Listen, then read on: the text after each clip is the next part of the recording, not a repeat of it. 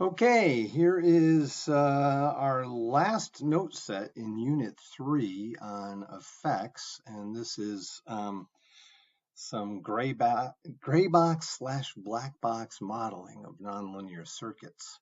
I'll give some more perspective on what exactly it is that we're talking about in this note set, but these are the papers that I'm basing most of this note set on. The first few slides are, kind of giving some context.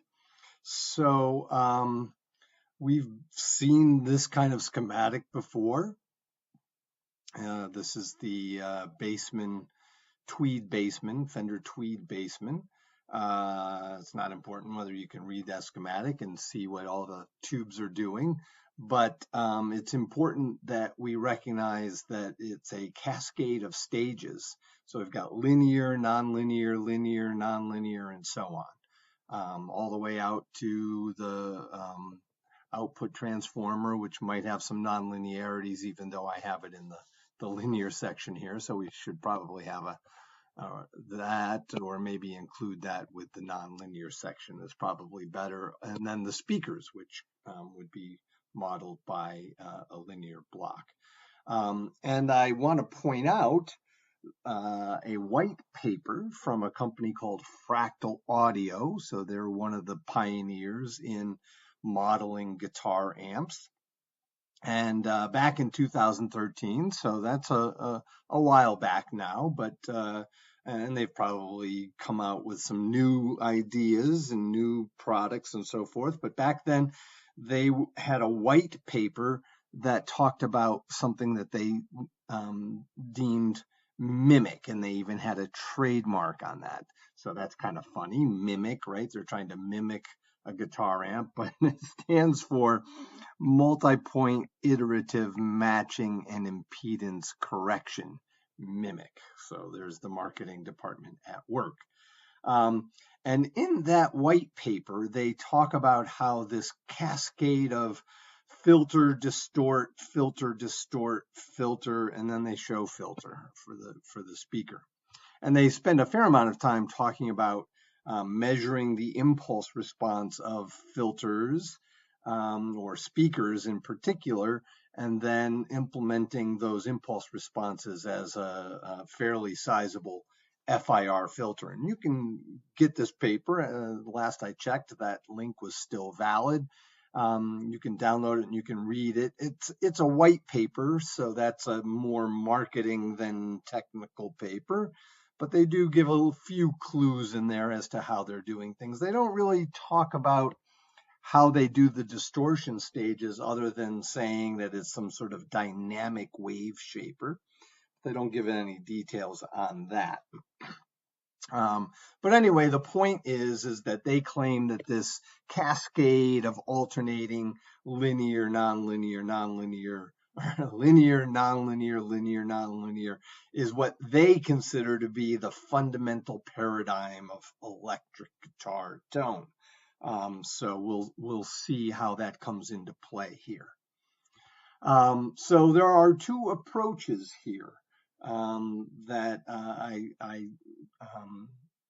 want to talk about before we get into looking at one of them in a little bit more detail. So the first is what is being touted by Fractal Audio in that white paper. And what they say in that white paper is that they literally go inside an amplifier and they take measurements of each one of these stages. So they're showing a particular cascade here, but for a given amp, there might be, more than just one preamp distortion. And then there might be something that is involved with the power amp distortion that involves the phase inverter, something called a phase inverter, and so forth. So, but they talk about how they go inside an amp. They take an amp into their lab, they go into the amp, and they measure each one of these stages. So they put in signals, and they measure the output signals, and then they analyze those to determine what should be in that stage. Now, For the filters, that's pretty easy. You need to measure an impulse response. And for the speaker, you need to measure an impulse response. And we already learned how to measure the impulse response back in Unit 1 when we talked about the swept sinusoids, exponentially swept sinusoids, and so forth. So we know how to measure those. So I think we've got a pretty good handle on that.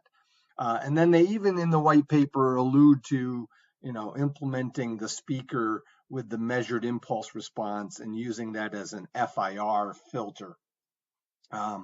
And they talk about some of the challenges of implementing that without any delay, any latency.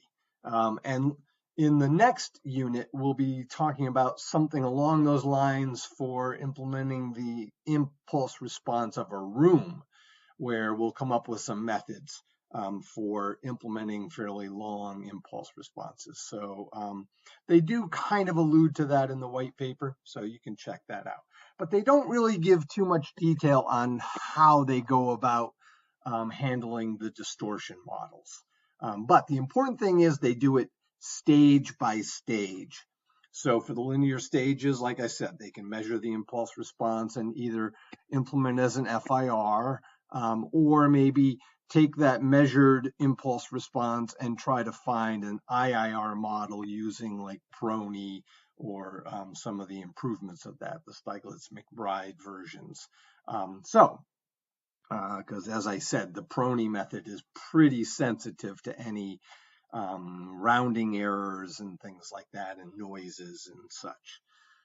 So that's what they do for the linear stages. For the nonlinear stages, all they really say is some sort of dynamic wave shaper, but they don't really say. And they talk about, adjusting the parameters of this to match the measurements of a nonlinear stage. And the impression I get is that they might be doing a lot of that tweaking themselves by hand, perhaps, but there might be some automated optimization code running, similar to what we'll talk about later in this note set. But it's very much a hands-on thing that they do in their lab, not something that an individual could do at home with their own amp. And that brings us to the alternative. And there may be some things in between here. These are the two that I've chosen to talk about as kind of the two main approaches to this. So the other approach is by a company named Kemper, and they have something called their Kemper Profiler. And what they aim to do is they do not go inside the amp and measure individual stages. They just put a signal into the front of the amp. They measure a signal out of the end of the amp, out of the output of the amp, and then they've got a model that is supposed to represent the whole amp, and they've got some sort of automated optimization scheme, and that's what we'll talk about in the rest of this note set. We'll talk more about the Kemper style. They've got an automated optimization scheme that will compare the outputs to the inputs for test signals, or compare the output of the model to the output of the actual amplifier for various input test signals, and adjust the parameters of their end-to-end model and try to come up with what they call a profile for the amp. So they need some sort of model that can be a complete end-to-end model.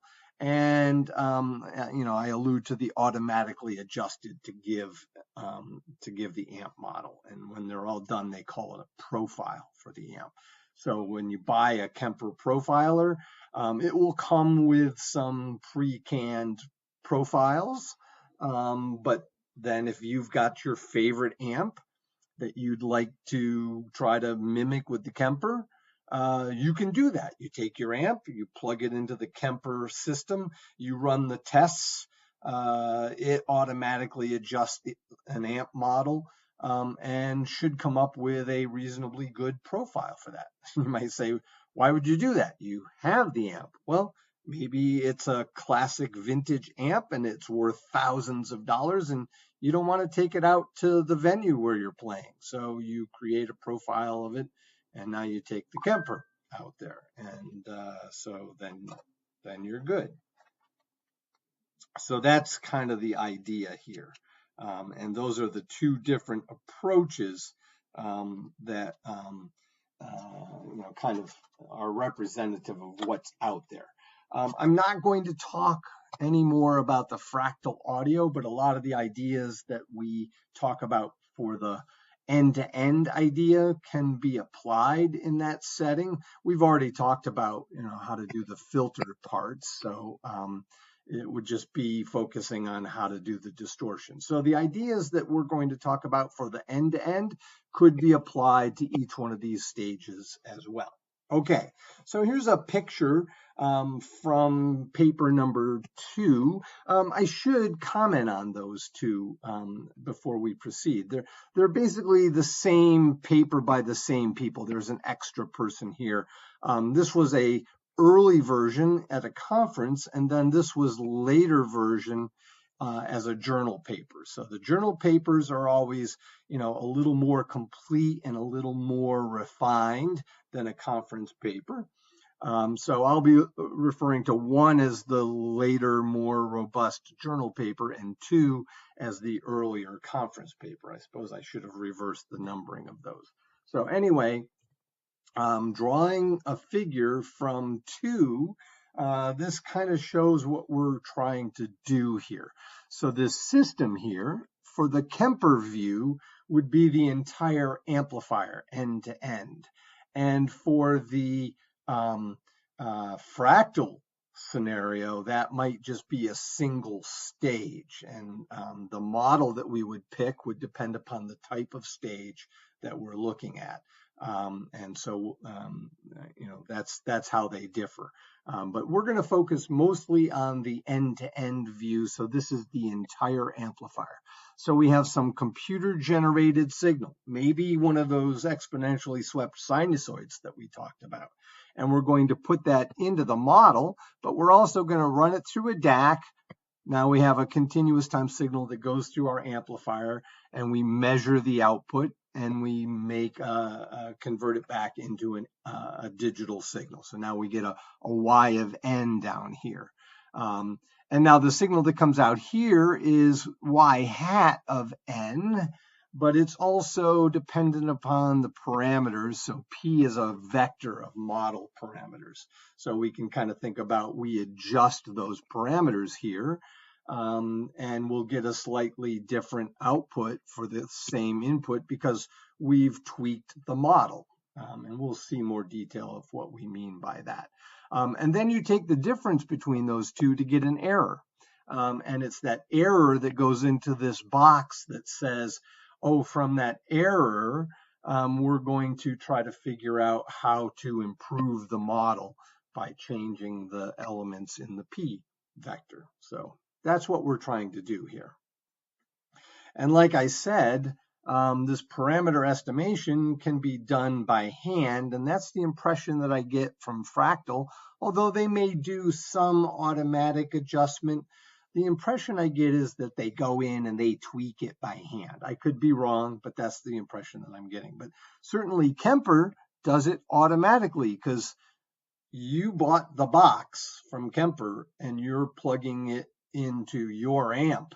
You're using it to model your amp, so it has to be completely automated to some degree. There is some interaction between the user and the system, but pretty much you don't have to be able to get inside your amplifier to do this. So again, as I said on the previous slide, the two approaches. The fractal is you've got access to the internal parts of your amp, and you're trying to do this for each stage or substage. The other approach is what Kemper does, and so that's only external access to some existing amp, and you want to do the whole. You want one model to represent the whole amp end to end, and so that's what we've been talking about. And so this is what we're going to be focusing more on. I'm not going to tell you exactly how Kemper works because Kemper has it patented. Yes, you can find their patent online and you can read it, but if you've ever read a patent, you'll know what I'm about to say. Patents don't always, in fact, they rarely tell you exactly how something is done. They tell you just enough to be able to claim their turf, but they don't tell you exactly how everything is done. So if you were to read through the Kemper patent, you'd come out saying, I still don't really know how they do it. So we're going to look at the papers that I mentioned earlier. They do lay out the methods for doing something like what Kemper's doing. Is it exactly what Kemper does? No, I don't think so. And as we go through, I'll tell you why I don't necessarily think that's exactly what they do. But is it very similar? I'll bet it is. So if you want to see how the Kemper profiler works, here's a nice YouTube video. I think it's still up. It's fairly long, but if you want to see where he finally gets to showing you how the profiling works, you can just go to 10 minutes and 50 seconds in the video, and you'll hear the Kemper start putting weird signals into the system. And the Kemper literally just puts a microphone in front of the speaker. So you'll hear coming through your amplifier the signals that will make weird noises. So the guy in the video says, whoa, weird noises, the aliens have landed, or something like that. Hey, remember the Volterra series models? Those are very complicated. We would need to know all these complicated and higher order impulse responses. That's very difficult to do. That would lead to thousands, if not tens of thousands, if not hundreds of thousands of parameters to adjust. And so that's very hard to do. So what we need is something that's a little more parametric oriented and a little simpler and straightforward. So we'll take a look at what the authors of those papers have proposed, and I think it's probably along the lines of what Kemper does. So we'll talk about some block-oriented models. That language is right out of those two papers that I referenced. Much simpler than the Volterra approach, and it's very well suited to the kind of thing that we're trying to do here. So just a little history model on some nonlinear models for things that are simpler than Volterra. So Norbert Wiener, famous for something called the Wiener filter. So if you've studied estimation theory or statistical signal processing, you've heard about Norbert Wiener in that context, and that was probably his biggest contribution to signal processing. But he also worked in a lot of different things, and one of those was how to model nonlinear systems. And so he said, I want to look at a linear stage followed by a nonlinear stage for trying to model whatever it was he was focused on. And then there was someone named Hammerstein, not nearly as famous as Wiener. In fact, I'd never heard of Hammerstein until I started reading these papers here. Hammerstein, for whatever problem he was interested in, did it the other way around. Non-linearity first, followed by a linearity. And I don't know when that was or what he was trying to do. And in fact, I think Hammerstein might have even been active before Wiener. But anyway, those were two approaches that people have looked at. Obviously not looking at guitar amps, but looking at nonlinear systems for whatever reason. And so no surprise, people started mixing these together. So if we go linear, nonlinear, we have the Wiener, and nonlinear, linear is the Hammerstein. So that's called the Wiener-Hammerstein model. And then no surprise, if we do nonlinear, linear, we have the Hammerstein, and linear, nonlinear, we have the Wiener. So that's called the Hammerstein-Wiener model. Now it turns out for our use for amplifiers, this is going to be the best one. Linear followed by a nonlinearity followed by a linearity. So we certainly always end our stages with the linear for the speaker, but there's usually a little bit of linear stuff at the front end, some capacitive coupling and things like that at the very least. So we're going to focus on this. And like I said, Fractal might use this, although they don't say what their dynamic wave shaping model is, but they might use something like this. Again, I don't really know exactly, but that would make sense. The linear parts on each side give some dynamic flavor, and this would just be some sort of adjustable static nonlinearity. Now, this is actually the model that the authors of these two papers that we're focusing on have chosen for the entire amp. And I don't know for sure if that's what Kemper does for their complete amp. It might be a little more complicated than that. Maybe they have a cascade of linear, nonlinear, linear, nonlinear, linear. I don't know. Maybe they do. It's hard to tell. I'd be interested in reading about that, but I have not found a paper that tells exactly what Kemper is doing, but I haven't looked really hard. When I was creating this course back in 2018, I stumbled on these two papers and I found them pretty accessible, and that's what I focused on. This is not my research area, so I'm not actively digging in trying to figure these things out. I made the course because I was interested in it. I taught the course, and now I'm making these videos. Okay, so now we're going to talk about an extended Wiener-Hammerstein model. That's what the papers 1 and 2 talk about. So in the original version, this would be a static nonlinearity, and now there's going to be some memory involved with that. And we'll see the specific details of what that memory is. But then we just have regular old linear filters on each side of that. And I'm showing this in discrete time because that's where our model is going to exist.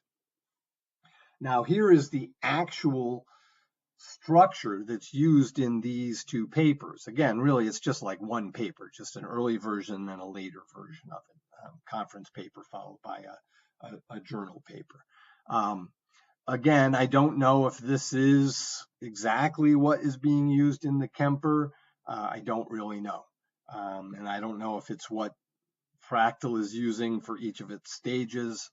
Again, I don't really know. But these are in these papers that are easily accessible, and that's what we're going to talk about to get the essence of how this works. So this is the filter. So this thing will have this model, and this will have this model. And what does it consist of? It consists of, in 2, it had a high-pass filter at the front, a low-pass filter at the end, and 4 peak filters. And then the things down here in green, those are the parameters that we can adjust. So we've got the center frequency of the high pass, cutoff frequency of the high pass and the cutoff frequency of the low pass. And then center frequencies of 4 peak filters, the gains of the 4 peak filters, and the Qs of the 4 peak filters. And then down here in the nonlinear block, so we'll have one of these, followed by one of these, followed by one of these, and the 2 filters are independently adjustable. So down in the nonlinearity from paper number 2, we've got a gain at the front to just kind of normalize the level as it comes into the nonlinearity. We've got some sort of static nonlinearity here that has 4 parameters, and those 4 parameters control the shape, and we'll see more detail on how that works. Then we've got, and this is kind of the dynamics of this thing. This is the memory of this. If you look at this, this looks an awful lot like finding the peak value that we used in a compressor. So we just take the absolute value of the signal and then filter that out. So the thing coming in here is the envelope, and that's going to give some sort of bias level that gets subtracted off from the input signal. And the idea is to mimic some of the physics that goes on inside a real tube. So there is some sort of adjustment of the behavior of a tube based upon the signal level. So they claim that this will be modeling that. And then there is a direct path, and there's a parameter that will adjust between what's going through the nonlinearity and what's going through the direct path. And then there's a post gain. So this might knock things down and then boost them back up, or it might boost things up and then knock them back down, just so that what's going on in here, you can control how it's hitting those nonlinearities. So that was what was laid out in 2. But in 1, so remember 1 was the later, more robust version of the paper in the journal. They expanded this. Instead of 4 peak filters, they went to 10 of them. And they also replaced the high pass and the low pass by a low frequency shelf and a high frequency shelf. So that's what we're going to focus on more here. There would still be a cutoff frequency for that. And then we'd have 10 of these things. And so that's the difference. And then another thing that they changed was they got rid of the direct path. So this part was not there, and then they didn't need that. And then I think the other thing that they did, I don't notate it on this slide, but I mention it on a later slide. Instead of having that as a parameter, that was just set to some fixed value. So that's the extended Wiener-Hammerstein model. And believe it or not, that's the model that's going to try to represent the entire amplifier, regardless of how many different distortion stages are really in there. This is it: filter, distort, and filter. Now, again, does Kemper do more than this? Maybe filter, distort, filter, maybe more cascades of those? Maybe. I don't really know. So let's look at the static nonlinearity used in these 2 papers that we're talking about. So here is the formula for it. This is the output here, and this is the input value. And so we've got some parameters, 4 parameters here, which I just show as a parameter vector for this nonlinearity. The full P vector would have the 2 filters plus the nonlinearity, but I'm just, for this focus on just the static nonlinearity, this is what I'm going to show. So a KP, a KN, a GP, and a GN. And you can see that mostly the KP and KN define regions over which the nonlinearity is piecewise defined. Now it also shows up inside here, setting some levels and so forth.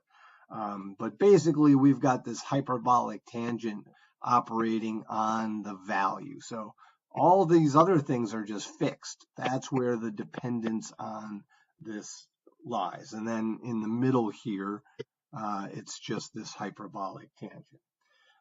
And so we've got 4 parameters, and I'm showing a plot that I made here in MATLAB for 4 different settings of these. And I'm pointing out that I wrote the program, I wrote the MATLAB function to take in the GP and GN in dB.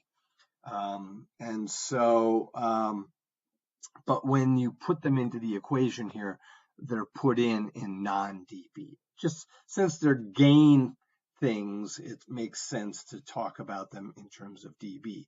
So you can see if I set all of those to 0, I get this blue curve here, which is a very slight distortion. Now you can also set this so that it's even more linear than what I show here.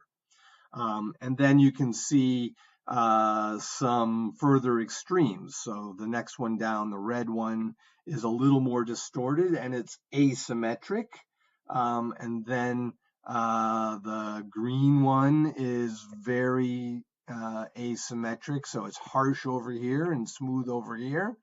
And then the pink one, also asymmetric, but very harsh and very harsh. So just to give you a flavor, 4 different settings of those. So we can really get a lot of different variety by setting those. And the job of the algorithm is to look at the output of the model and look at the output of the actual amplifier and adjust these parameters along with the filter parameters to try to make the model mimic the actual amp.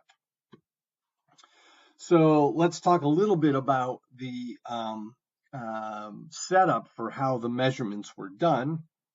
And I'm just drawing this from the journal paper where they talk about it here.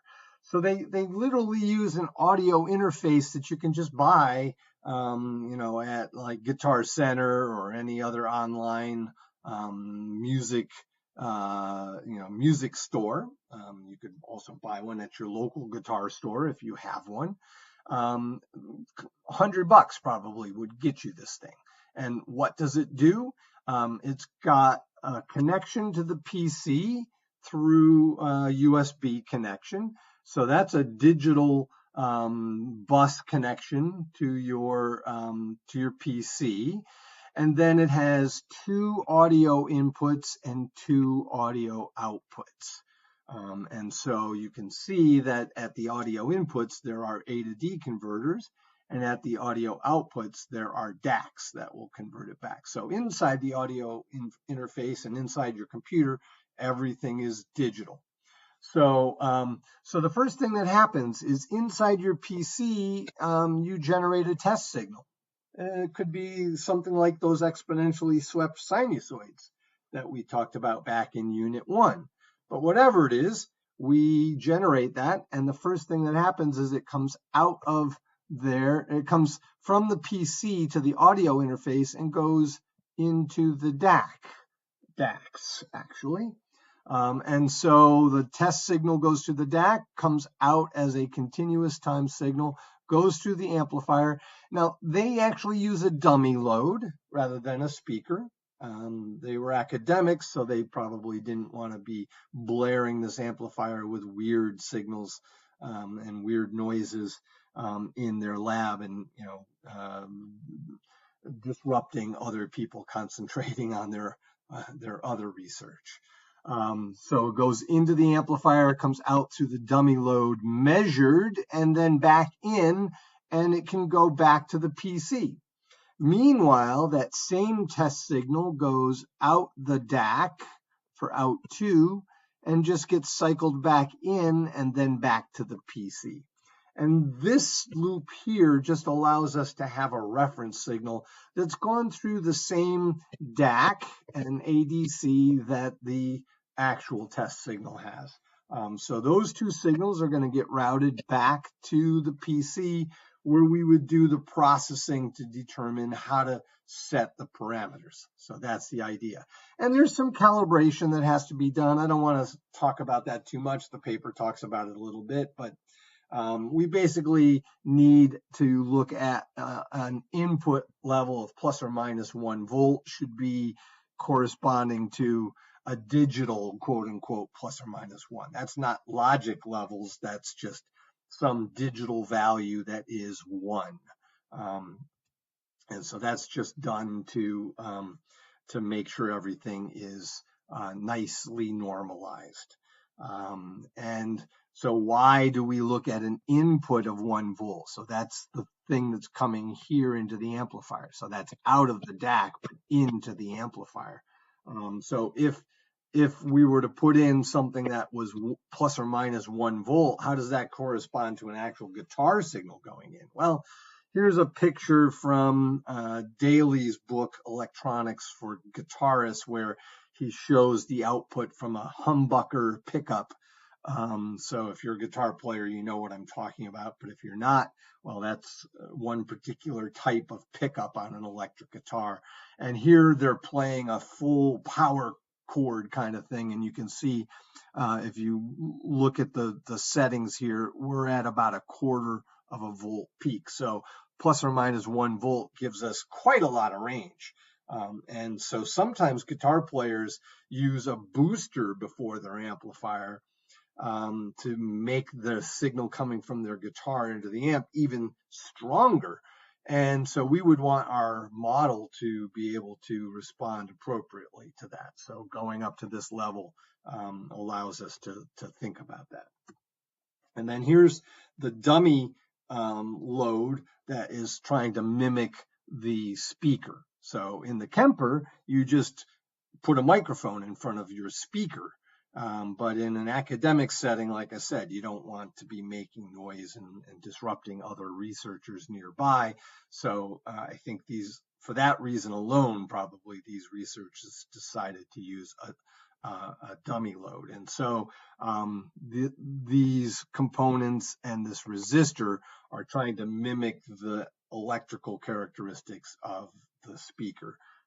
So whether that's a good model or not, I'm not going to weigh in on that, but that's what they used. So here's how the paper describes this optimization. So it's called system identification and optimization. We're trying to identify what's going on inside this and optimize our model to mimic that. And so again, this model will consist of something that looks like this, where again, remember this nonlinearity with memory is that nonlinearity we saw a few slides back. So the first thing we're going to do is measure the impulse responses of these two filter stages. And that's going to take some cleverness because we don't have access to them. Now remember, I'm going to be talking about it as if our system really has this structure. So that is the underlying paradigm here, is that this system has this structure, but it doesn't really. So we need to think about it in the same way for both the actual system and the model, even though what's really inside the system is something entirely different. So I'm going to put an exponentially swept sine wave in here, and we'll talk about the steps that we'll need to try to identify what would be the right model for the first filter and what would be the right model for the second filter. Then we're going to optimize the filter parameters. So we measure the impulse response, and then from that we choose all of those parameters for our filters. So remember, there's one filter in the front and one filter at the back, and each one has 10 peak filters and a high and low shelf. So a lot of parameters that we'll have to figure out, and that's why I say in quotes design. We're not really designing this, we're letting this algorithm figure out what the right peaks and peak frequencies are and peak levels and so forth. Then once we have the filters nailed down, then we're going to put in not an exponentially swept sine, but rather decaying multi-frequency FM'd sinusoids. And we'll put some more detail on that as we get further into the notes. And we'll also use some real guitar signals as well. And if you go back to that YouTube video at 10 minutes and 50 seconds where you start hearing the test signals, you'll hear things that sound like a swept sinusoid, and you'll hear things that sound like sinusoids that are wobbling around in frequency. But you'll also hear a lot of other things that aren't necessarily used in this paper that I'm referencing. But you'll also hear the guy plug in his guitar and play some guitar signals. So that's similar. And then again, we use some sort of least squares processing to adjust the nonlinear part parameters. So the least squares is saying, take this error here, square it, sum them all up, technically divide by how many you got, and try to choose the parameters to minimize that resulting sum of squares. So that's the idea. All right, let's talk about how we're going to do the filter impulse responses. So the first thing is we start off with a low amplitude. exponentially swept sine wave. And it's going to start down at 10 hertz, way below what we can hear, and go up to 21 kilohertz above what we can hear. So most humans can, at best, hear between 20 hertz and 20 kilohertz. I should also point out, since we're dealing with nonlinear stuff, we should probably do all this at a much higher sampling rate than is a typical audio sampling rate. I don't think this paper addresses the sampling rate that they used, but I'm sure they should. If they didn't, they should use a higher sampling rate.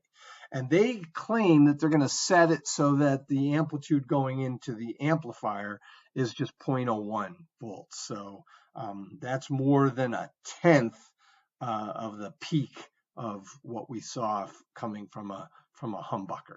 And the hope is that such a small amplitude should have no effect on the nonlinear block, or no effect of the nonlinear block as it goes to the output. So, if you play through an actual guitar amp and you turn your guitar volume way down, it will sound like a linear amplifier. So that's the idea here. And so here's a nice picture of that. So again, I'm showing this for the discrete time model, but remember, we're imagining that the same kind of thing happens in the actual amp, even though it doesn't really, but that's our thinking. So if we had a cascade like this, what ends up happening? So this is a linear time invariant system. So we know that as sinusoid goes in, a sinusoid comes out, and only two things can happen to it. Frequency stays the same, but the amplitude can change and the phase can change. So it's going to have, come out at maybe a little bit lower amplitude, maybe a little bit higher. Don't really know, but I'm showing it a little bit lower. Then it's going to go through the nonlinearity, but because of this, nothing happens to it.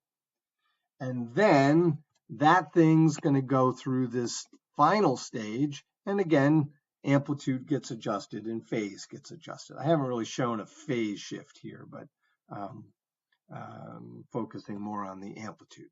So that's the idea for the low amplitude. Notice how the nonlinear block is out of the picture. It's as if we didn't even have this in there. Just a cascade of two linear filters. So we'll call that end-to-end impulse response H sub low, and we can measure that. We use the swept sine method, and we do our inverse filtering, and boom, we extract the impulse response of that. So that's the first step. But that H low is the impulse response of the cascade of these two things, neither of which is, that's not really what we want, right? We want them individually. We want H1 of n and we want H2 of n. So we're going to have to somehow figure out how to break those apart. So that's the first step. The second step is we put in a really strong signal. Again, exponentially swept sinusoid, 10 hertz to 21 kilohertz. And the hope is that that signal is so strong that nonlinear block, even if it's a subtle nonlinearity, is just going to strongly saturate. And so the idea is then that a sinusoid goes in. I don't know why these are so fuzzy looking. It shouldn't really be fuzzy. Sinusoid goes into here and comes out. The amplitude could be adjusted, and it doesn't look like they've indicated that here. But then because it's so strong going into this nonlinearity, it's basically getting clipped by these ends. And it becomes essentially a square wave. Essentially. Okay, it's not quite, but pretty close. And then the square wave goes into the second filter, and the second filter will have some effect on a square wave. Now, you might have looked at putting a square wave into a filter, and maybe if it were a simple RC filter, you would know that it does something like that. But if it's some other filter, you might get this little bit of ringing here. That would be like a high Q RLC circuit or multiple R's and C's circuit. So it could do that. So we can measure this, but remember this sinusoid is changing in frequency, so we're going to have a square wave whose fundamental is being swept exponentially. Now, remember, a square wave here going into the second filter here, if we think about it harmonically and we think about its short time Fourier transform or its spectrogram, so if we have log f over here, we would, well, not even log f, let's just leave it as just f. Yeah, let's just leave it as f. No, let's do it as log f. We're going to see a bunch of lines that will be harmonically related to each other from those harmonics. Because it's log f, we get straight lines here for an exponentially swept sinusoid. So each one of those things is going to go through the filter. And if you remember when we talked about the processing of the exponentially swept sinusoids, we said that that processing effectively rotates everything back like this. And so what we'll end up is having this thing we can actually measure in the time domain. We can see the impulse response of that coming out just like that. And then the impulse responses due to those things would be back here somewhere. And that's kind of the beauty of that approach. So if that's not clear, just go back and watch the video back in Unit 1 on measuring impulse responses and things like that. So that means that we can actually, from looking at this thing and processing that with the inverse filter or the reverse filter of the exponentially swept sine, we can figure out what the impulse response of that is. So we can measure, and I'll call that H sub high, because we're putting in a high amplitude sinusoid. But we just argued that because of the beautiful nature, mathematical characteristics of the exponentially swept sine and the effect of the reverse filter or the inverse filter, we can isolate just the impulse response due to the fundamental of this. And so that means that H high is going to be equal to H2 of Z. And so that means then that I can just say I've measured H2 of N. So nice. So I've got H2 of N and I've got H low. So remember, H low was the cascade of the two. And so let's think in Z domain. H low would be this product. And if I could somehow form the ratio of those. So it's not clear yet how we get these, and in fact we don't, but if we had them, I could just divide H1, H2 would be H low, H high is now H2, and those are going to cancel and give me H1 of Z. So that's the idea. Now, what I could do is say, well, that also holds for the DTFT version of this. So all these Z's get replaced by omegas. Well, I don't even have those, but I can do it maybe with DFTs. So if I could take the DFT of H low of N, which I've measured, and I take the DFT of H high, which is really just H2, and then I take the ratio of those, should behave like that, and then I take the inverse DFT of that, I should get H1 of N. That's the idea, but look what I've written down here. We will see later when we talk about the reverb section in the unit on reverb that when you take an inverse DFT of the product of two DFTs, weird things happen. There's this thing called circular convolution that can come up to cause problems because it doesn't behave like real convolution. Now you might say, but we're not multiplying. Well, we're dividing. So that really is like a multiplication of two DFTs. So the way we address this issue of multiplication of DFTs not quite giving us what we would expect back in the time domain.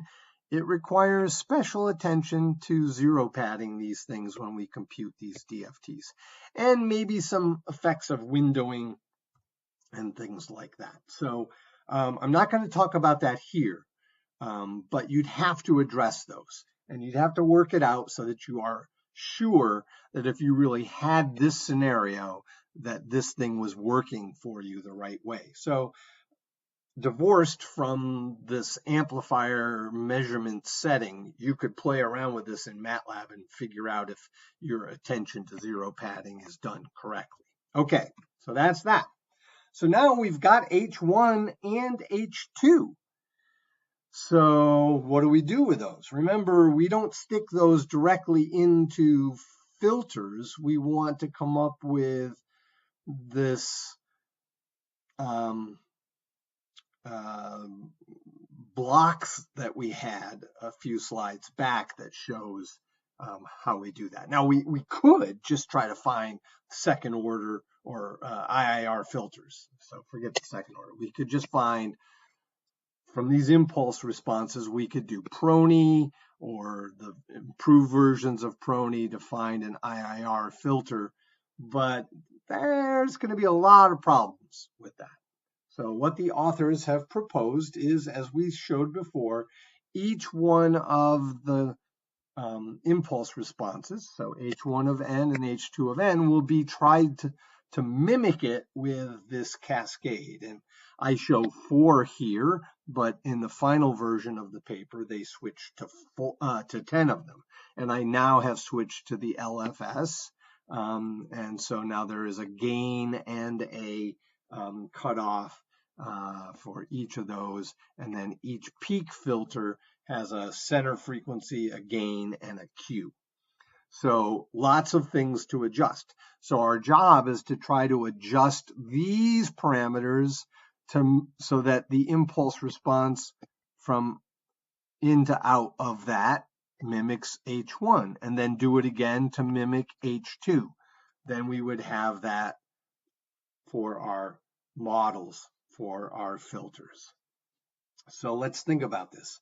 We're going to have each one of these is going to be second order, so we would have 12 second order IIR stages. So each one of these filters will be like a 24th order IIR filter, right? We've got 10 second order peak filters and then 2 second order shelf filters, gives us 12 second order IIR stages. So that's equivalent to a 24th order IIR filter, but very constrained and linked to meaningful parameters that we can deduce. Okay, that's nice.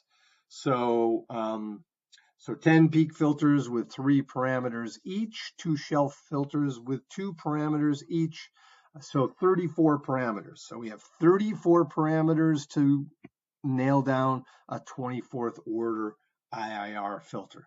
But the important thing is those parameters are obvious parameters. They make sense to us. Okay, here is the adaptive algorithm that they used in paper number 1 to try to figure out what these parameters are. So this is for H sub I. So we'll do this for H1 and we'll do this for H2. So you take one of the impulse responses, you shove it into an FFT, and you compute the DFT of that.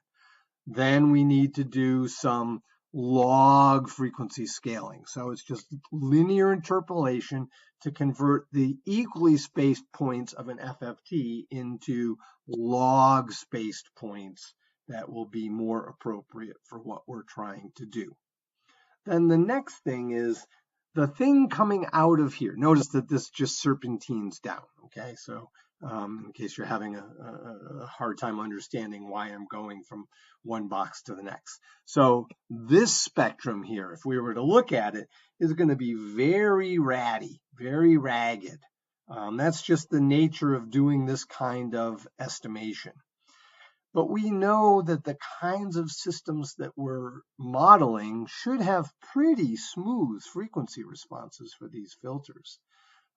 So what we're going to do is smooth that ragged measured frequency response out to get something smooth. So if you remember back in COVID days when it first hit us, everyone was looking at the daily plots of numbers of COVID cases, and you would see those data points going up and down. And what did they do? They applied a 7-day moving window. So that would smooth this thing out into something that looked like that. Basically, just taking a window, and you'd have 7 daily data points in there. You would add those 7 together, divide by 7, and that would be the number for, usually it would be the number for the last day of the data that you had. Then you'd move that ahead 1 day. So you'd get 1 new point here, and you'd get that. That's exactly what we're going to do to this. But we're not going to use a rectangle window like they did with the COVID data. We're going to use something different. We'll see what that is on a subsequent slide. The next thing, now we got a nice smooth spectrum coming out here.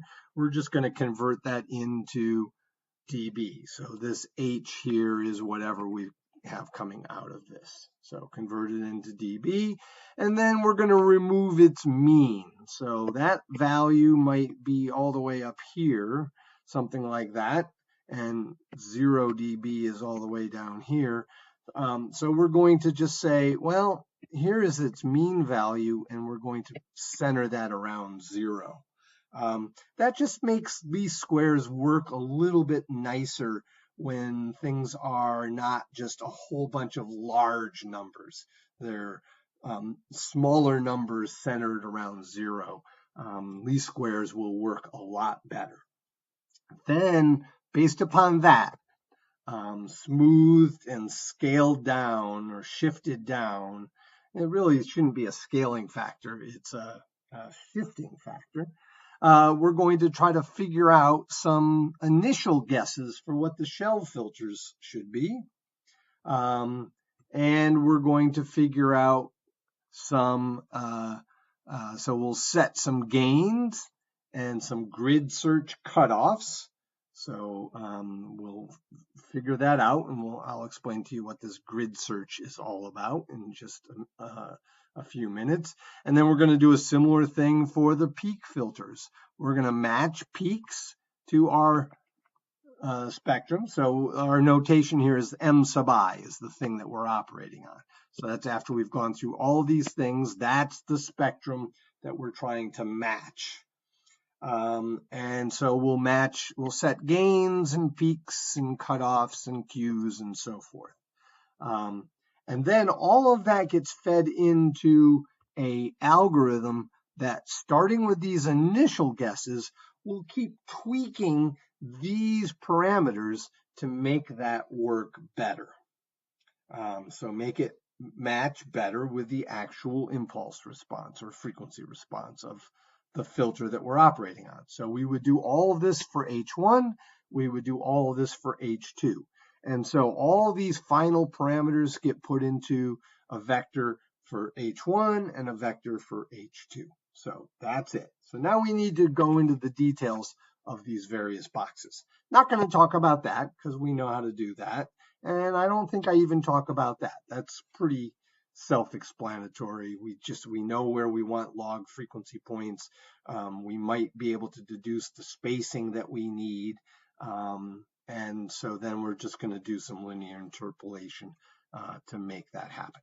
Okay, let's talk about this 1/12 octave smoothing. So they don't give too much detail in the paper, but they do send you off to read this paper here. And so Lipschitz and Vanderkooy, big names in digital audio. We'll see them again at the end of the course in Unit 5 when we're talking about A to D converters. But they had a paper back in 1985. You know it's a mid-80s paper when you see the word microcomputer in there. Increasing the audio measurement capability of FFT analyzers. So that's the title. So this is right out of their paper here. Not the paper we're currently studying. It's out of this paper.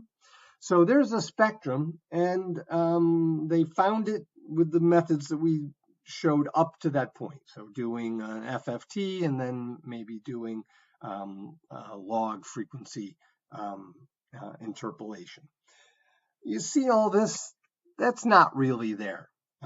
That is just artifacts of the measurement process. And so what we want to do is fit a smoother curve to this. We want to figure out what would that look like. And just like with COVID, we're going to try to fit some sort of smoother curve to this. And that's our job here in this block. And so what they're going to do, just like with COVID, we take a 7-day average. So that's just essentially taking 7 data points and multiplying them by 1/7 and then adding them together. Well, instead of that rectangular window with a height of 1/7, we're going to multiply it by this shape. And they just used a 1/3 octave bandwidth Butterworth filter. They're not using it as a filter. They're just using it as a shape that has a particular width. So they're literally sliding this across here. And in each position they put it, they weight the values by these numbers and add them up. It's convolution. So they're convolving a frequency function, not a time function. And again, here's a picture right out of their paper. So they smooth this into something that looks like this. And now they used a 1/3 octave. In our current paper, they're going to use a 1/12 octave. So it would be an even narrower convolution thing that they would use. But that's the idea. So now we get a nice smooth thing. And again, this shows from 50 to 20K. Ours goes from 10 up to 21K, I think. But other than that, it's basically the idea. So now we've got a nice smooth spectrum. And remember, the next thing we would do is convert it into dB and remove the mean. And now we want to focus on this initialization idea. Okay, so initializing the shelving filter. So here's the smoothed and shifted down or 0 dB centered measured magnitude spectrum, measured with a sweep from 10 to 21 kilohertz. And what we're going to do is go and say, what's its value at 10 and what's its value at 21? And we're going to take those as our initial guesses for the low shelving gain and high shelving gain, respectively. Now, the next thing we need to do is find the cutoff frequency of those shelves.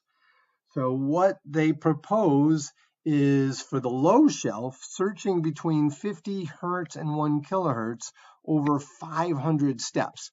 Now, it's not clear if those steps are logarithmically chosen or not, but I'm guessing logarithmically because we're on a log frequency scale. Wouldn't make sense otherwise to me. And then for the high shelf, 500 steps between 15 and 21 kilohertz. For each one of those. So first we're just going to do the low. So that's what this X is here. So the X just says we're going to first do it for LFS. So what we'll do is we'll pick a value. So we pick the cutoff frequency at 50 hertz. We set the gain to the value that we already picked. And we know what the frequency response of that shelf filter is going to look like. So this can be computed. This is measured. We take the square of the difference and we add it all up over this range. And that's all we're going to do. And we get a cost. So we'll have for F, we'll have 50 and then some number, all the way down to 1 kilohertz. At each one of those, we're going to have a cost value. So then we go in and we say, which one is the lowest in the cost? That's going to be our initialized value for the low shelf cutoff. And then we do the same thing for the high shelf. So now we have initial guesses for the parameters of our shelf filters. And that's the idea. That's just initializing, just getting an initial guess. Now we need to iteratively choose the peaks of 10 peak filters. And we might not need 10, so we might end up saying, well, some of these can be left out. In other words, the peak would just be set to 0. So what we're going to do is we're going to set m sub I1 of f to m sub I. So that 1 is just the first time through our guess here. So we're going to find the largest peak in this one. Okay, that's off, right from the start. What we're going to do is find the largest peak. So going back to here, we'd come along here and we'd say like, okay, I guess there's the largest peak. Now our frequency responses might be a little more peaky, but this illustrates it. So there's our first peak, and what we want is a peak filter that will be centered at that frequency with the right gain. So we come back over here and we're going to set the filter's gain and center frequency to match that largest peak that we found. Now we need to choose a Q value. So we're just going to search over 500 values of Q from 0.1 to 100. Yeah, and that'll be a log scale. Whenever you see such a wide range, you're going to be doing that in log-based steps. So now we've found the best Q value. So we're basically just measuring the peak and the center frequency. So how high and what the center frequency is that we need, and then find the best Q. Again, using the same kind of cost function. And then we say, okay, we've found that peak, and we remove that. So we take this thing and remove it from that. It's subtracted off. So in this case, if we go back here, this peak here, once we subtract it off, that might be gone, right? This hasn't been centered at 0. So, in reality, let's say that this is 0 and this is 10 up here. So this might now do something like this. And so now we would look for the next peak, and we would do that 10 times. That's kind of how this thing works. So now we've got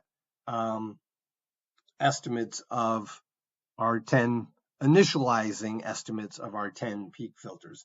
And I'm just pointing out that we have to be careful finding these peaks. There's a little routine that will find the actual peak, because if you have a bunch of data points, you don't necessarily just want to look for, oh, there's a peak, and then say, where's the next peak? It's not that, it's this over here. So you need to take into account the actual continuity of these points. And so there is a routine that will do that, and you can find that online. Okay, so we've got initial guesses for the shelf filters and the peak filters. So we start with those initial parameters. And now we're going to use something called the Levenberg-Marquardt algorithm to iteratively solve the least squares problem. So this is a nonlinear least squares problem. Basically, we're trying to adjust this parameter value from what it started at. That's this 0. That's the initial one. We want to adjust it iteratively until we make this cost as small as possible. So it's kind of like you've got this, you could imagine this cost if we could plot it over the P plane, so to speak. We might view this as some sort of hill that we're trying to get to the bottom of. So we need some way of deciding how to move to the next one. And that's what this Levenberg-Marquardt algorithm does. It's a generalization of something also called the Gauss-Newton algorithm, which is one possible way to iteratively solve this. But the Levenberg-McCart includes some little tricks in it that makes it a little bit more robust. Okay, this is an aside. The notation in these next several slides is very different from what we were just talking about. This is a more general setting for nonlinear least squares. This setting is in the time domain, not in the frequency domain. So I've got something here, and I've got something that can try to mimic that, a signal model. And it's got some parameters, theta. We were using P for the parameters. My job is to adjust these to try to make this error as small as possible. And there's the least squares idea. And we can rewrite this in vector form. Not terribly important that we dwell on that, but we can do that. So our goal is to find the right value of the parameter vector that minimizes this least squares cost without computing it on a grid. So we did a little bit of grid searching for the initialization, but it wasn't sufficient. So the Gauss-Newton idea is to take the model, and we'll get back to our actual scenario in just a few slides here, but whatever that model is, I need to linearize that. So I use a Taylor series expansion about the current estimate. So whatever I think theta is. And then that gets me to a resulting linear problem. And then I solve that linear problem. And now I linearize the model about that new estimate. And I do this over and over. And hopefully this thing will converge. So here's the idea. Here's the Taylor series linearization of this. So again, I'm giving this just as a way so that you know a little bit about this. And if you need to do this, you can go off and dig into it in more details. So this is the model evaluated at the current estimate of theta. This is the derivative relative to the parameter vector evaluated at the current parameter value. And we'll just define that to be this H matrix times this difference between the true theta that I'm seeking and the current value. So if we do this in terms of this linearized signal model, so we substitute all of this in for here and here, we get something that looks like that. And now I'm just grouping things a little bit differently, passing this H through. And I can say, you know what? All of these things are known at the kth iteration. I know my measurements. I know how to evaluate my model at a certain point. I know how to evaluate the H matrix at a certain point. And I know what my current estimate is. So just group those all into Y. And so now we've got something that looks like this. And that, if you've studied linear least squares, that is a linear least squares problem. So I have that, and I need to find this to minimize that. Now that won't perfectly solve the problem, but it should get me closer to a good solution. So the solution to that is known. And again, I'm just going to kind of skip through this pretty quickly, and we get this nice little iterative algorithm. It says I have a current estimate of what my parameters should be. I've got this is called the Jacobian. I've got my Jacobian evaluated at that. I've got my model evaluated at that. This is the so-called residual. So I form the residual. I map it with this matrix. That's an update to my current, and that gives me the new. That's the idea of what's going on here. So I need to start with some initial estimate. And in our problem, we just went through the steps to get that initial estimate. And now we're going to do all of this. Now, the Levenberg-McCart says, well, sometimes the Gauss-Newton runs into problems where when you try to do the update, it actually makes the cost worse. And so the Levenberg-McCart kind of puts in a little bit of a fix for that. And if you notice, it's just really adding this in there. And we're strictly keeping lambda greater than 0. So lambda is a knob that our algorithm will iteratively adjust as it goes through, trying to throttle back the problems that the Gauss-Newton algorithm has. Now, if we look at this carefully, if we make lambda really small, then maybe that's negligible, and then we have the same thing that we had for Gauss-Newton. So for small lambda, Levenberg-Macart just does Gauss-Newton. But when lambda gets large, then maybe large enough that these now become negligible compared to these. Well, that doesn't really do anything there. And this is just the derivative. So that's telling us what direction to move for steepest descent. So this is called the gradient descent. So it's like you're standing somewhere and you say, I want to get to the bottom of the mountain. I guess I should head downhill. Well, if you've ever tried to climb down a mountain, you might realize that sometimes the best trail to take is not straight down the hill. That's what Gauss-Newton is doing. But sometimes that doesn't work, and gradient descent says, well, then fine, just head downhill. Now, this is a blend between those two. And lambda is going to be updated as the iteration goes. And so here's how that works. So we first start with a pretty small lambda. So that means we are starting off kind of favoring Gauss-Newton. In fact, it's probably pretty close to just plain old Gauss-Newton at that point. And then we run the Gauss-Newton, well, with the lambda, small lambda.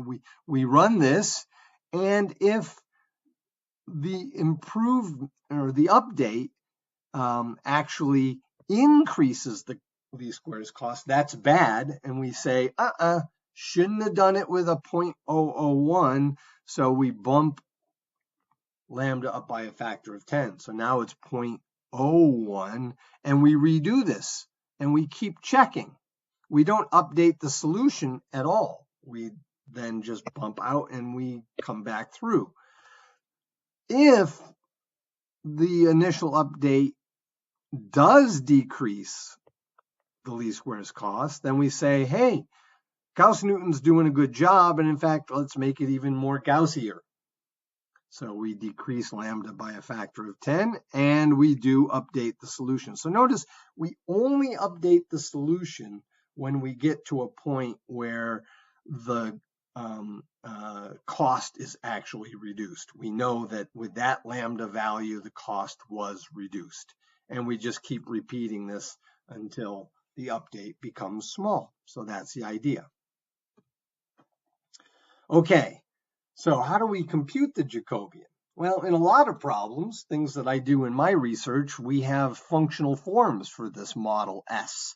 But in this, that functional form would be how all those peak filters and the shelf filters configure to give a frequency response. Yeah, one could work all that out, but it's very complicated. So what we would do is compute this thing numerically. So rather than doing all these derivatives analytically, we would just say, okay, so I want, say, this one at various, this should be an n. I'm going to do this at, for this row would be n would be 0. For this row would be n would be 1. What I'm going to do is perturb each one of these. So for theta sub I, I'm going to just perturb the ith position. So theta is this vector, blah, blah, blah, blah, blah, blah, blah. And I'm going to say I want the theta 2 to be updated. So I'd go in on this one, and I would just add a delta sub 2 to that, a small number. And then I would find how much that perturbed the result of my signal model and divide by the amount of perturbation. So that's a numerical derivative. And I can make delta really small, so that's a reasonably accurate assessment of the derivative. So I can do that for all the elements of this and find out what this H matrix is. That's the Jacobian. So now I've got the Jacobian. All right.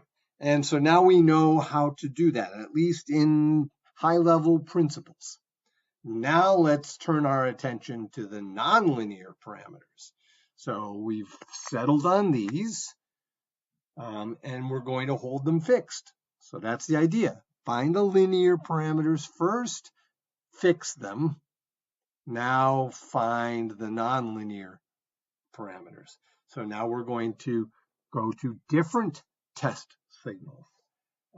And we're going to adapt the nonlinear block parameters to match. So here's the idea. So remember, we've already got this nailed down. We've got this nailed down. And here's the picture. That's from reference 2. So remember, in reality, this is gone. That doesn't exist. It just goes straight through. And I did notate that that was fixed. So that's the idea. We now need to apply test signals that will help us determine the nonlinear blocks parameters. So what are the test signals that this paper advocates? It's a sum of sinusoids where each sinusoid is frequency modulated. So we've got a bunch of different frequencies, F sub L, so there's L different frequencies. And then we've got L different modulating frequencies. So the frequency is actually being sinusoidally wiggled. So think back to when we did vibrato. It's very similar to that. And so the paper says that they use this FM, the sum of FM modulated sinusoids, to avoid some issues that they were having. There were constructive and destructive interferences when they were doing this without the FM modulation, and it affected the envelope of the test signal, and it was causing some problems. So they wiggled the frequency around. So the A of n out in front here is an exponentially decaying sequence. Starts at 1, which is their full scale, and goes down to 10 to the minus 3. So that's a 60 dB change. So that's a pretty hefty range of values. So we're trying to get a lot of different frequencies and a lot of different levels going into this so that we can figure out what the shape of that nonlinearity should look like. Now, I'll point out that the authors talk about starting from 1 and going down to 10 to the minus 3. So if you were putting this through an amplifier with a speaker, now remember they used a dummy load, so they're not hearing this at all. But if you were to put this through your amplifier with a speaker, it would instantly start super loud and then get quiet. If you watch the video on the Kemper, it starts quiet and gets loud. That kind of makes more sense. But again, these guys are academics and they were doing it with a dummy load, so it probably never occurred to them that they don't want to start off at full blast. So you could do it either way. It could be exponentially growing sequence rather than decaying. Okay, L, they said, was 18. So we've got 18 different sinusoids, each with a different frequency and with a different modulating frequency. So this is different, and this is different for each L. So the frequencies, they say, are log spaced between 100 hertz and 8 kilohertz. So you know that there's 18 of them, so you can figure out what those frequencies are. And then they say that the mod frequencies, so this is just very slowly wiggling the frequency back and forth. So there's 18 of those linearly spaced between 0.8 and 0.35. Yeah, it seems odd that they would say 0.8 to 0.35. Looks like it's starting higher and going lower. I checked it. That's what the paper said. So that's what I wrote down. And then once you have created this signal, you just normalize it so that after all this summing, it might be bigger than 1 at some or more than 1 point. So you just find the largest value and set it to full scale. And so that's the test signal that's applied. But the paper also says that they then used real guitar signals also. So they would use that audio interface, and the guitar would be plugged into that, and they would be able to record the test signal as well.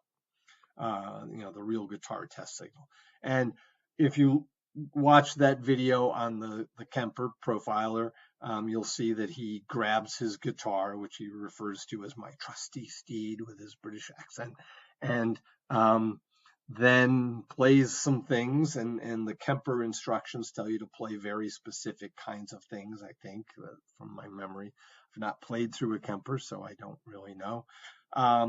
But same kind of thing. And so that's all put into a big block of test signals. And so now we need to optimize the nonlinear parameters. So how do we do that? So here is our reference signal that's coming out of the amplifier. I didn't really show it here, but Y of n is coming out of there, and Y hat Pn is coming out of the model. And so we've got those two signals, and we're going to compute the short time Fourier transform. We talked about that way back in module 1 or unit 1. They even tell you what the different parameters are for that.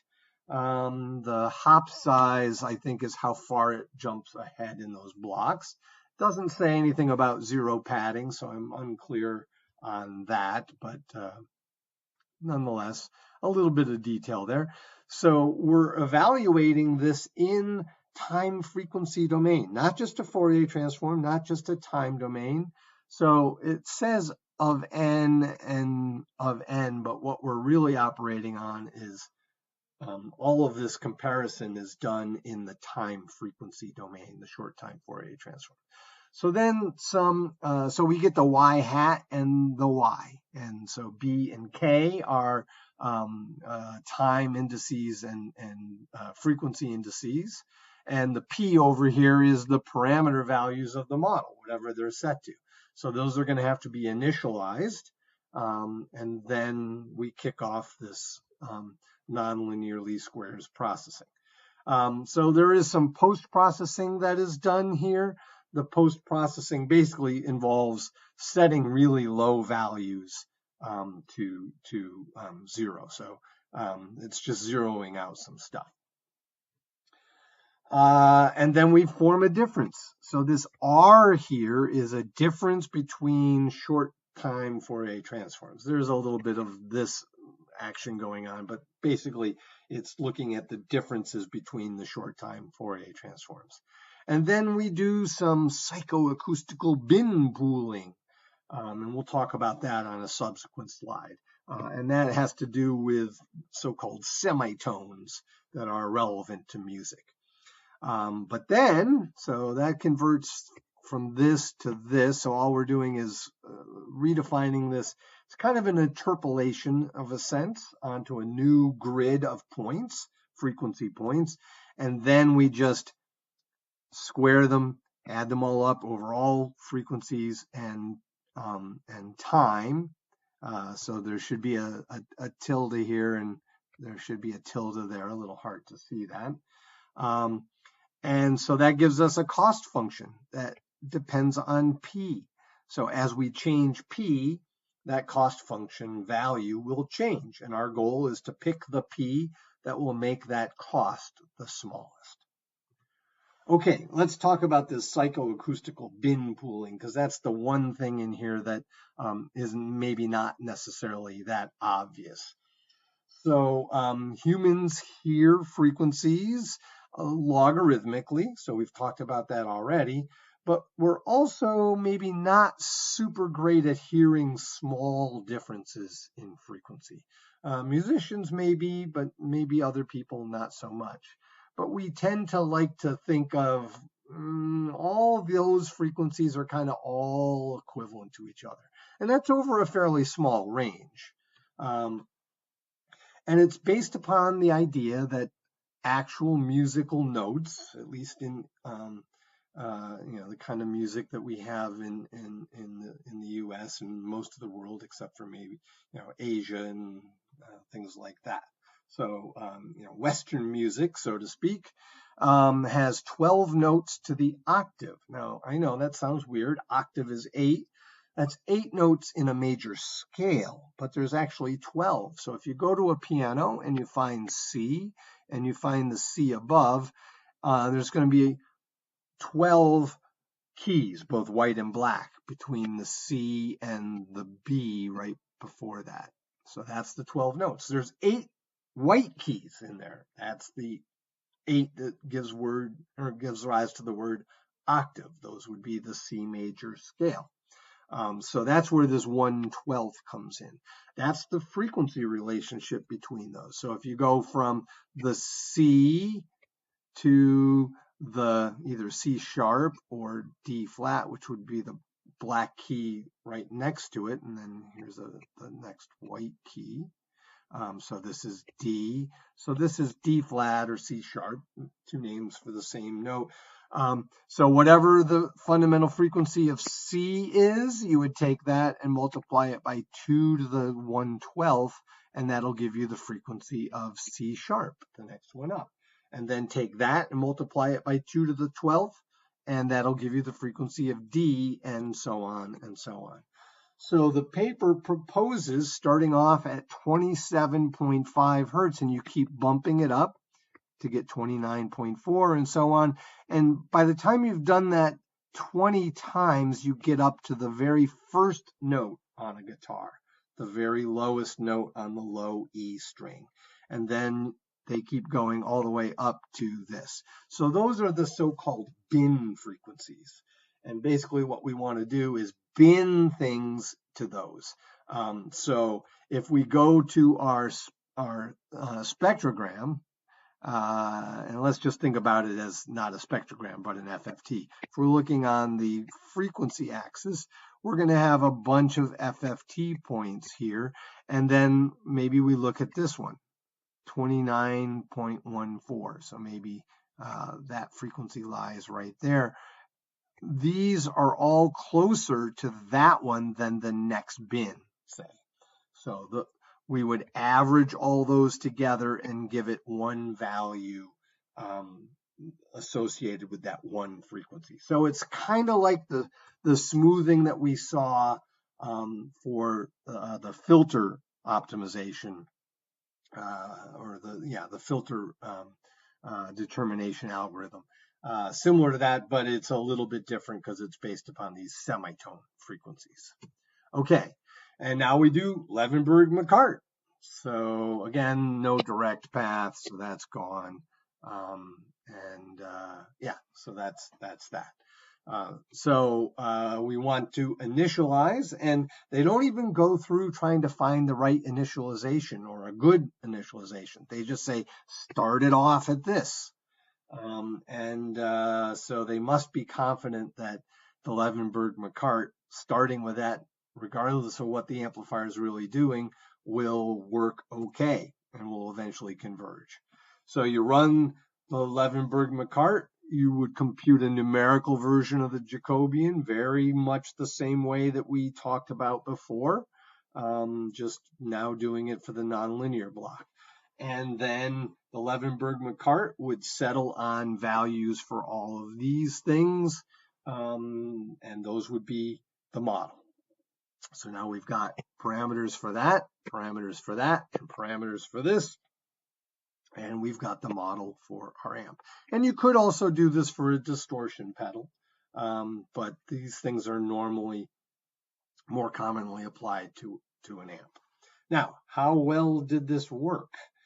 So any good academic who's going to try to publish a paper has to show some results showing how well their algorithm works. So they tested with 4 different assessments, quantitative assessments.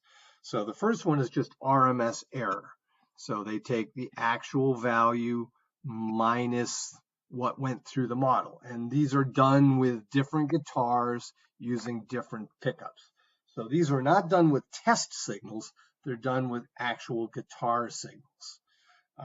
And so they form the error between the actual and the model, they square it, they add them all up, and then they take the square root. So that's the root. Now, I really wish that they had put a 1/n in there, because that way, no matter how many samples you have, those numbers would be comparable.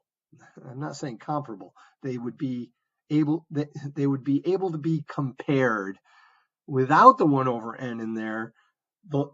A better model observed over a larger number of samples might have a larger RMS. So I wish they had put that in there, but they didn't. So I'm guessing they kept the n fixed for all of these. I'm hoping that's the case.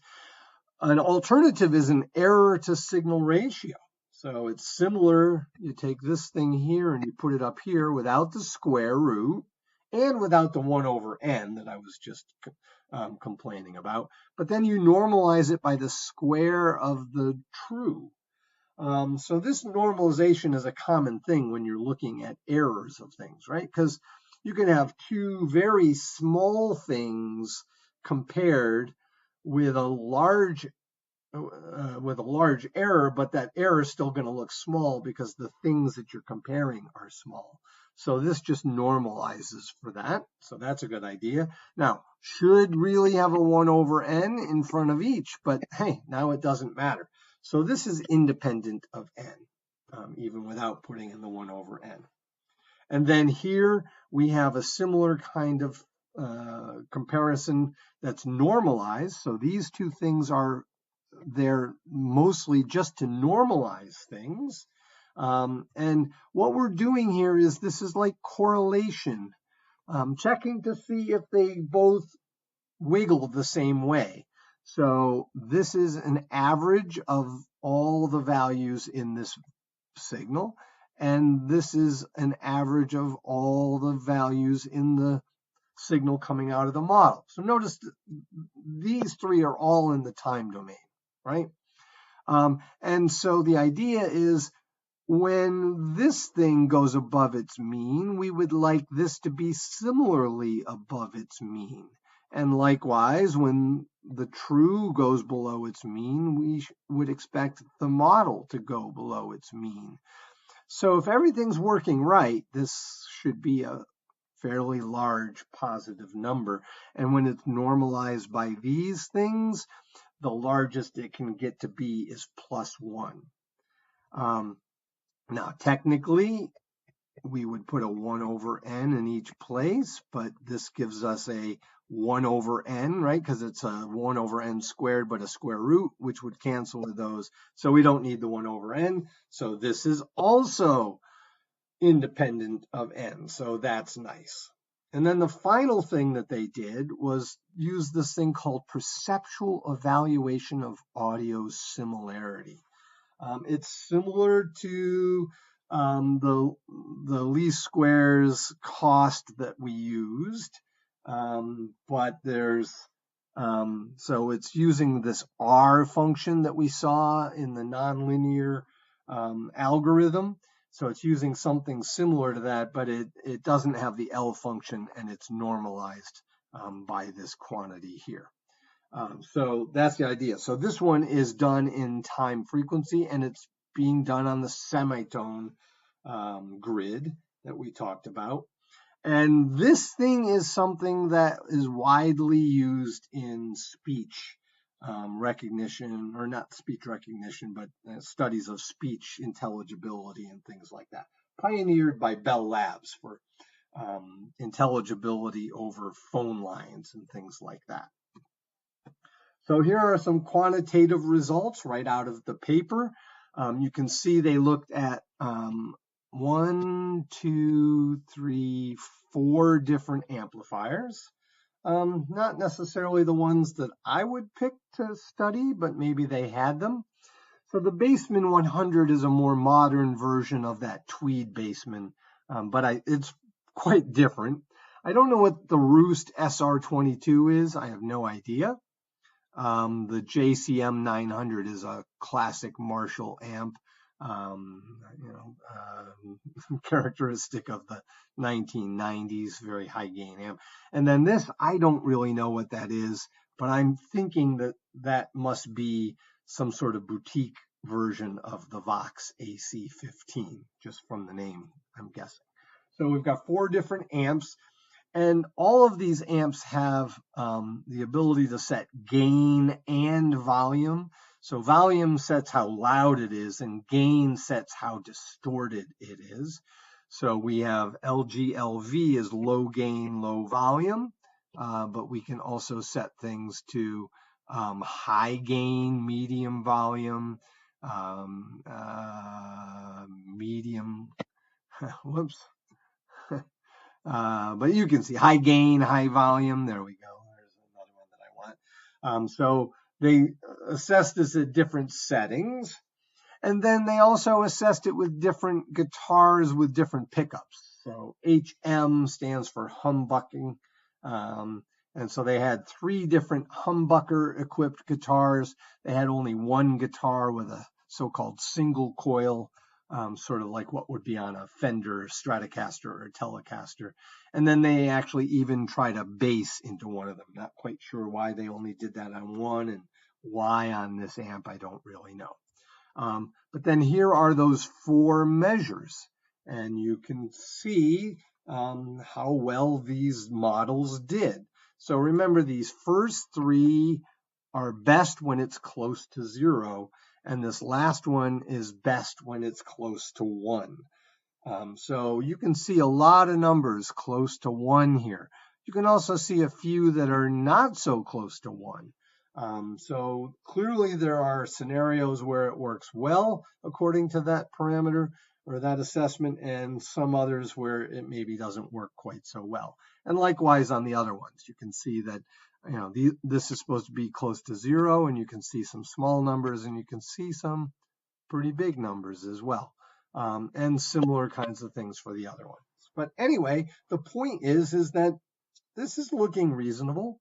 Again, you have to remember these are a couple academicians who are playing around with this and not necessarily offering this up as a something to be sold, and they probably did not put as much development effort into what the Kemper has, and they were just interested in trying it out and seeing how it worked. So in my opinion, these look pretty good for kind of a first cut academic kind of attempt at this. They also did some qualitative testing using some human listeners. And again, they used techniques that were pioneered by Bell Labs for studying phone line quality, and also used for audio compression scheme assessment and things like that. And what they did was something called ABCHR, and the HR stands for hidden reference. So here's the idea. First you hear A, and you're told that's the reference. Then you listen to B and C, and you know that one of those 2 is the reference, and one of them is the model, but you don't know which one is which. And so the first thing you have to do is guess which of those 2 you think is the reference, and then the one that you think is the model, you then give a characterization of how good you think it sounds compared to the reference. So that's the idea. And they used something called Mushra methodology, again, something coming out of Bell Labs, I believe, for assessing the quality of phone lines as well as audio compression schemes. So if you felt that the sounds were imperceptibly different, you should be giving a number between 80 to 100. Minor differences are 60 to 80. So we can get all the way down to 60, and that's only minor differences. So keep that in mind when you see the numerical values coming out of this. 40 to 60 is differences. And then 20 to 40 is major differences. And then 0 to 20 is I can't stand how it sounds. Annoying differences. They started off with 35 people. That's not a lot. Remember, these were academics just doing some tests. I don't know if these were musically oriented people, if they were guitar players, but it turned out that out of those 35 people, only 19 people's results were kept because people couldn't reliably detect the hidden reference. So they'd hear the reference, and then say B was the reference, they'd say C was the reference, and then they'd say, and B was not really very good compared to C, when in reality it's the other way around. So those people's results were removed. So that left 19 people. So it's pretty slim results, but nonetheless, it is some characterization. And at least when I made these notes a few years ago, there was a link to all of these listening examples, so you may be able to go there and listen. But here are some numerical results from those qualitative listening results. So this is the Baseman 100 on the left and the SR22 on the right, and then tested for 2 different scenarios for each one. And then within each one, we had the reference model and the actual model. So that one worked pretty well, right? So the reference model here was saying pretty high scores, and then look, really high scores on that one, but with a different setting. Well, same amp setting, but a different pickup. Suddenly we started getting a little less good on the model. And the pluses are just outliers that they've shown that don't necessarily show up. So the bars are going from 75 down to 25 quantile. Those are the solid bars, and then the top little line gives you the rest. So here you can see everything's packed up there, but here you can see where this goes. So that's actually looking pretty good. Remember, 60 here was still just minor differences. So not bad.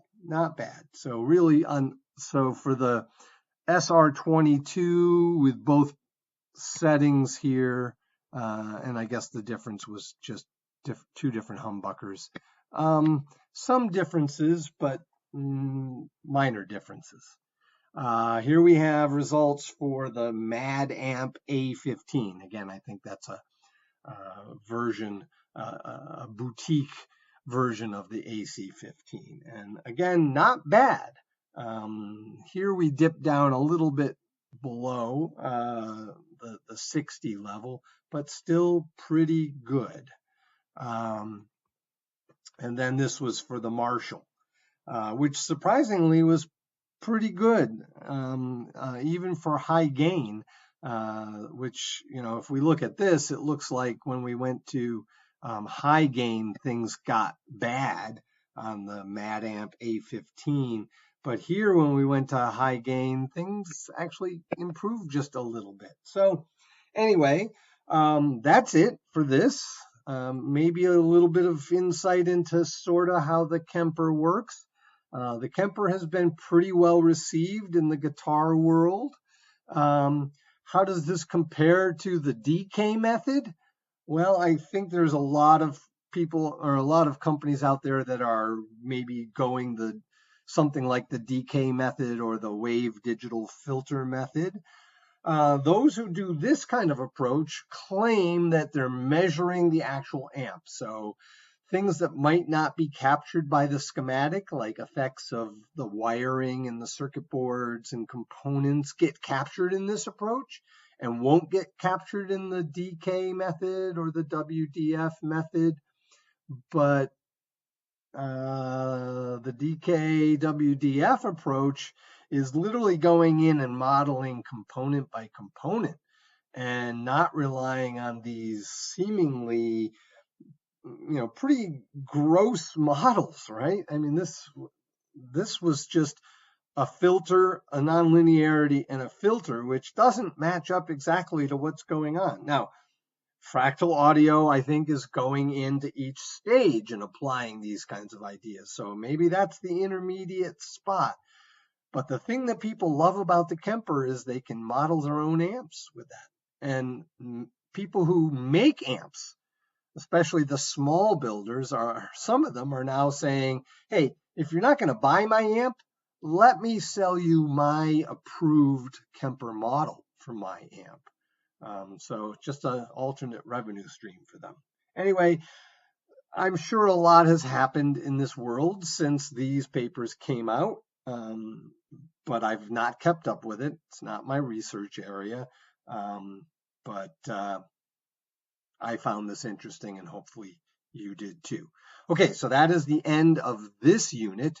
The next unit will be Reverb, and we'll go into lots of detail on how to implement Reverb algorithms. So you can make a processor that will make it sound like you are recording in a large concert hall, or in a small concert hall, or in your bathroom, or through a spring reverb unit of an amplifier. So anyway, I hope you'll check that out, and I hope I'll see you there.